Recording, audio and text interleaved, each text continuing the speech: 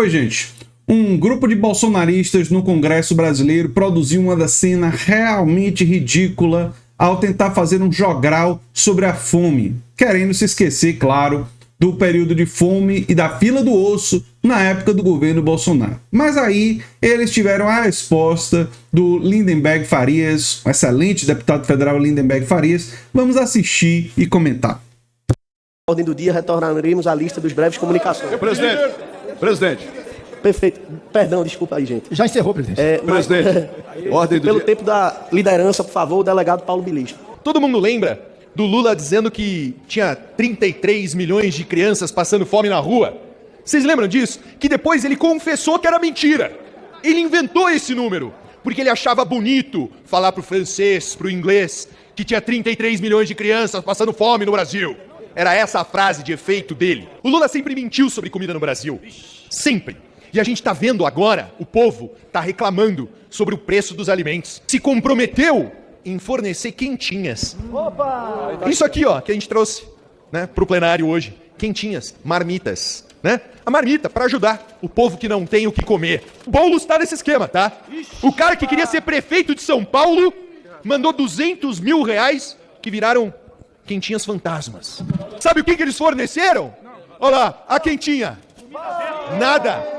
Vazia. Olha lá, a cara de deboche. Quentinha.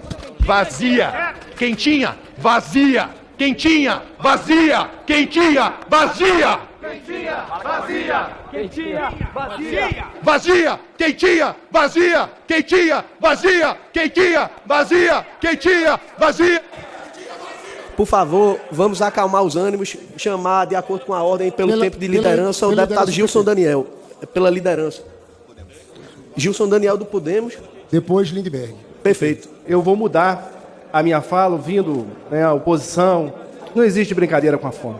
Aqui, parlamentares, deveríamos agora estar unidos, reunidos e discutindo projetos importantes para a redução de impostos na alimentação, para que a gente pudesse fazer com que cada brasileiro tivesse alimentação na sua moradia, na sua casa, para os seus filhos. Em 2023, 14,7 milhões de brasileiros deixaram de enfrentar a insegurança alimentar severa, representando uma redução de 85% em relação ao ano anterior.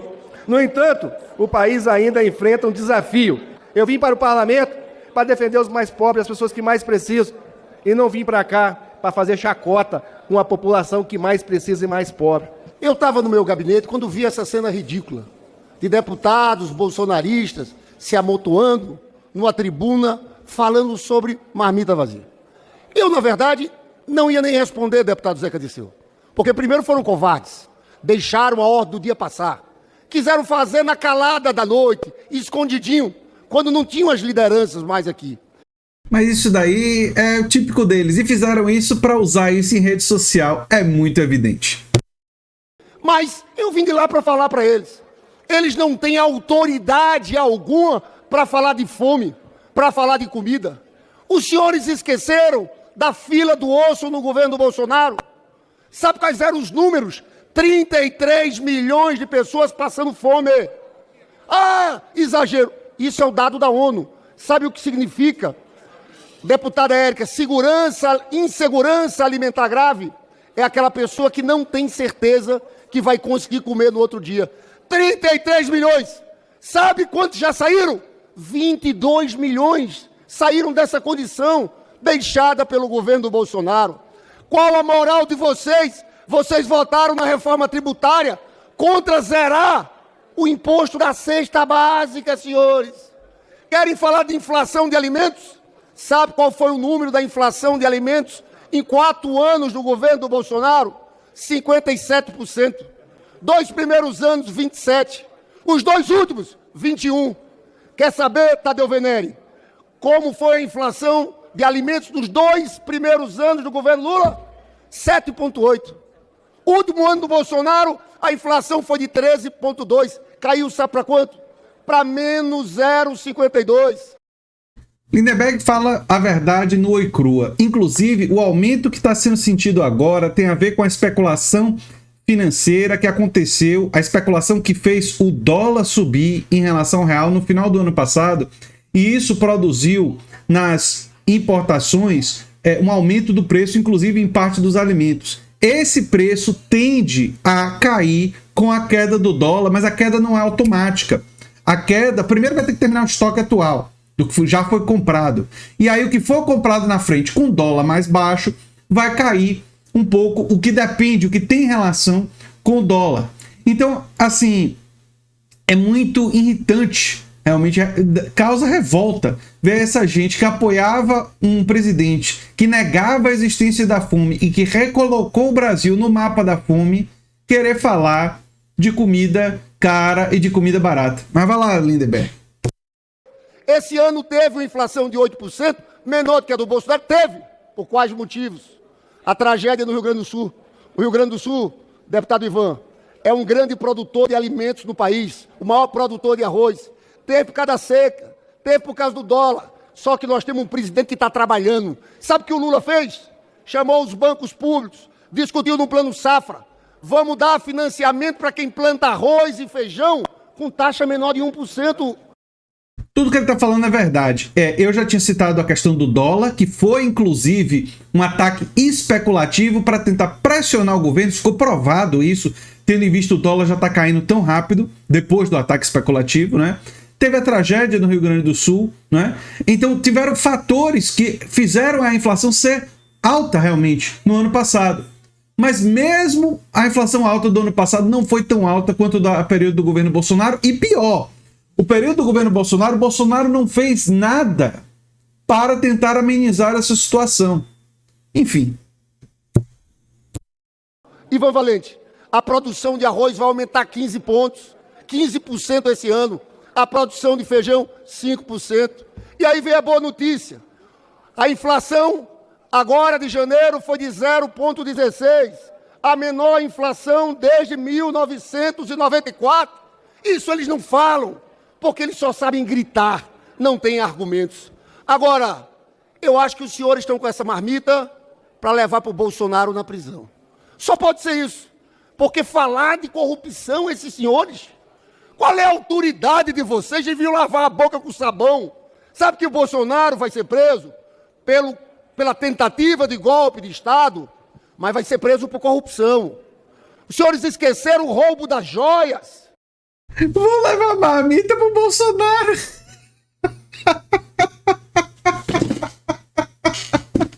Bom demais. Aquilo é escandaloso.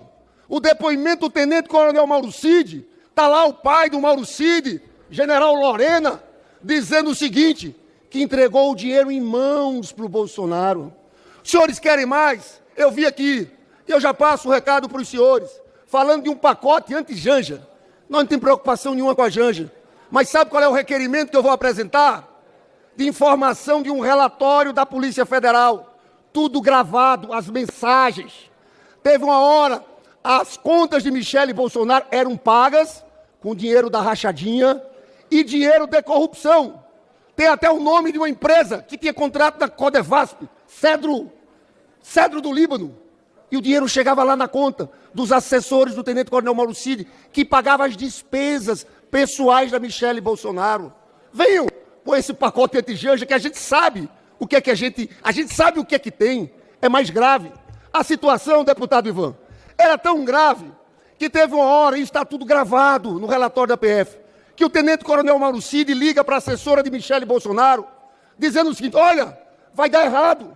Isso aqui é igual a rachadinha do Flávio Bolsonaro com Queiroz.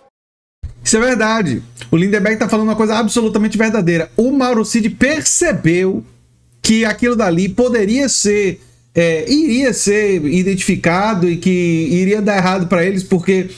seria descoberta toda essa corrupção e avisou, isso está gravado, ele avisou que ia dar errado, mas o pessoal não queria parar, porque a mamata era muito boa. Aí a assessora da Michele diz o seguinte, não, eu falei com a dona Michele, ela tem os comprovantes de tudo que ela paga. Aí o tenente-coronel Mauro Cid diz, não é o que ela paga, é o dinheiro que entra para pagar, não é da conta de Bolsonaro. É escandaloso assim. Aí esses senhores vêm gritar com a marmita na mão. Qual autoridade? Podem se preparar. Encham essa marmita, porque nós somos humanistas. Levem bastante comida para Jair Bolsonaro, porque antes do carnaval, a Procuradoria-Geral da República vai denunciar essa turma. Rubem Júnior, você esteve na comissão daquele 8 de janeiro. Eles dizem que era uma turma, são senhoras que estavam naquele negócio e foram presas. O ministro Barroso, ele deu uma entrevista dizendo o seguinte, que ofereceram acordo de não persecução penal, ou seja, as pessoas seriam soltas desde que fizessem duas coisas: 2 anos sem rede social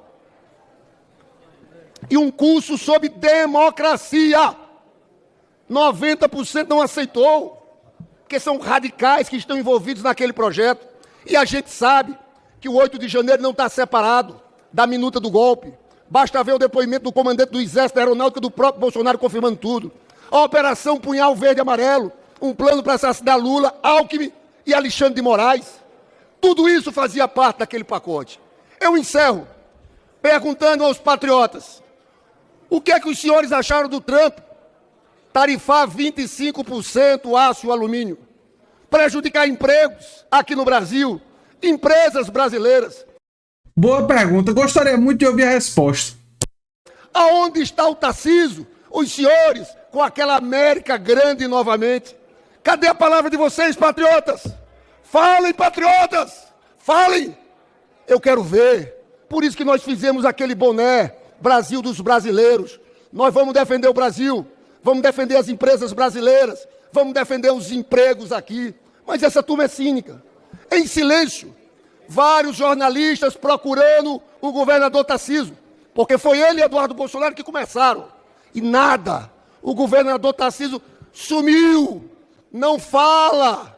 E nós vamos perguntar a eles, eu pergunto a vocês: patriotas, subam à tribuna, defendam Trump, defendam esse ataque ao nosso país, às empresas, aos empregos dos trabalhadores. Senhores, nós vamos continuar em frente. Nós temos um presidente que tem responsabilidade, tem compromisso com esse povo trabalhador, com os mais pobres. Podem ter certeza, por mais que eles gritem, esperneiem, esse Brasil de Lula vai dar certo. Olha, a fala poderosa de Lindenberg Farias. Eu espero, inclusive, que no futuro ele se candidate para cargos mais elevados aí, porque o Lindenberg está mostrando que é um grande orador e trouxe os dados corretos, né? Trouxe as evidências. Bem, eu sou André Teixeira Jacobino, o canal é a Nova Máquina do Tempo. Se você gosta do que a gente faz, se inscreve, dá um like, compartilha, quem sabe se torna membro ou apoiador, quem sabe faz um dos nossos cursos. Os cursos estão no comentário fixado, os links, e o pix do canal é andretj@terra.com.br. Um abração e até o próximo vídeo. Tchau, tchau.